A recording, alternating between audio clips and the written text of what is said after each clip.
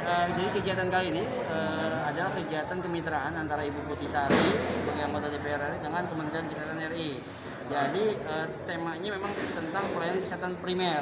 Bagaimana kemudian pelayanan di puskesmas, klinik-klinik itu menjadi prioritas dalam pelayanan kesehatan di Indonesia. Dan yang tes primer ini kan utamanya di puskesmas, di klinik. Jadi kita ingin menjelaskan kepada masyarakat agar kemudian masyarakat bisa mengoptimalkan peran dari puskesmas itu sendiri sebelum dia dirujuk ke rumah sakit seperti itu. Ada 6 program utama puskesmas yang bisa dimanfaatkan masyarakat, bisa dioptimalkan, mulai dari pengobatannya, penanganan kesehatannya, P2P-nya, gizi dan KIA-nya, sehingga kemudian bisa membuat masyarakat bisa hidup lebih sehat seperti itu. Dan berikutnya, karena kita situasi pandemi COVID, kita juga jelaskan tentang bagaimana masyarakat tetap harus waspada melaksanakan protokol kesehatan karena kita belum selesai dengan pandemi COVID-19. Jadi itu, Pak. Kalau advokasi sendiri, misalnya kalau ada warga yang ditolak gitu, nanti dibantu atau gimana? Terkait advokasi ini sebenarnya ini bentuknya kita advokasi program stakeholder ya. Di sini kan hadir nih Pak Kades, di sini hadir dari Puskesmas, hadir dari Dinkes. Kita kumpulin semua stakeholder tuh agar kemudian memiliki kesamaan pandangan dalam penanganan masalah kesehatan, terutama memang masalah sistem rujukan. Jangan sampai ada penolakan tadi ya. Yang jelas kalau sistemnya benar, insya Allah nggak ada penolakan lah. Misal dari puskesmas dulu seperti itu, karena memang ini alur yang dibangun oleh sistem kesehatan kita termasuk BPJS, sehingga saat dia datang ke puskesmas rumah sakit itu tiba-tiba nggak ada rumah sakit, tapi melalui mekanisme rujukan yang baik dan benar seperti itu. Kalau terjadi di lapangan, laporannya ke siapa?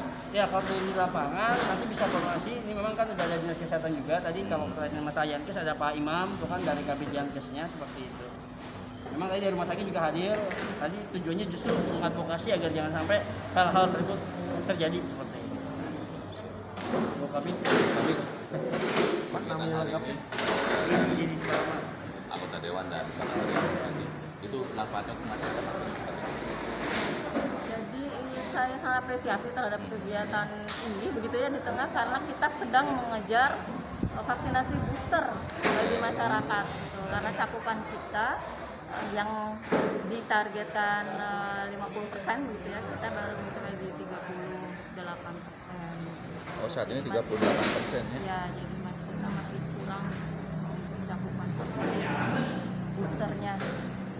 Dan tadi kita dengarkan dari hasil sosialisasi tadi, ini juga menjadi hal yang harus ditempuh agar pandemi COVID bisa berubah menjadi endemi, tidak lagi sebagai wabah.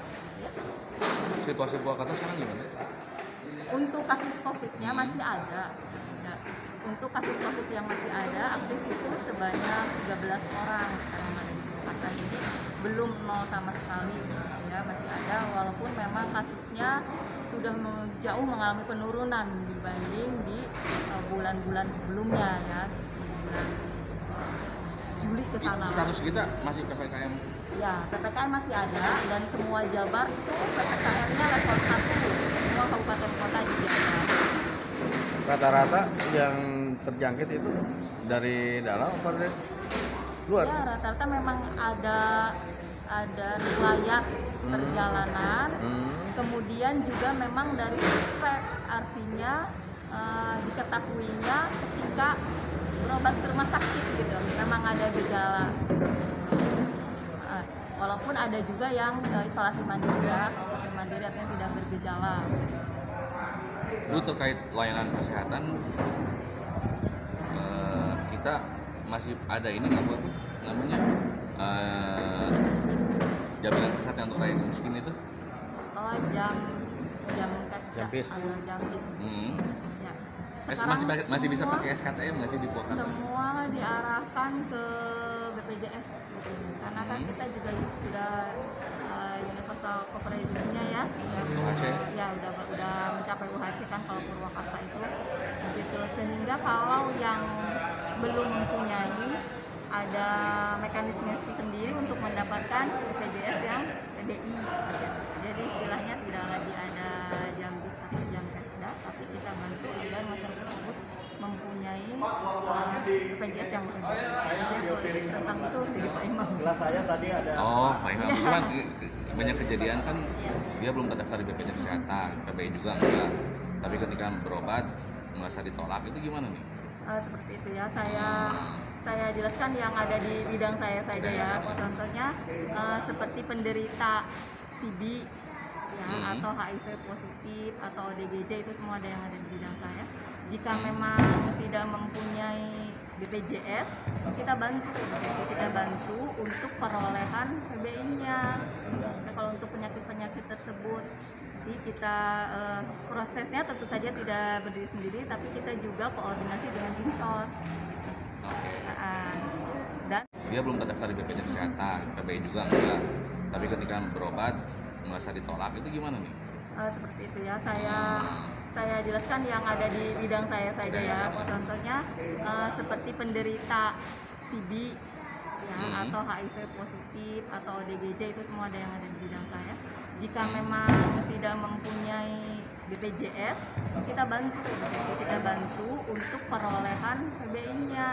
Nah, kalau untuk penyakit-penyakit tersebut, jadi kita prosesnya tentu saja tidak berdiri sendiri, tapi kita juga koordinasi dengan Dinsos.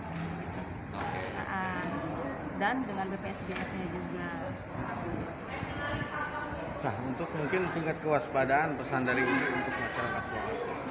Ya, jadi untuk penyakit menular ini mencegah lebih baik dibanding mengobati. Karena kemarin di masa pandemi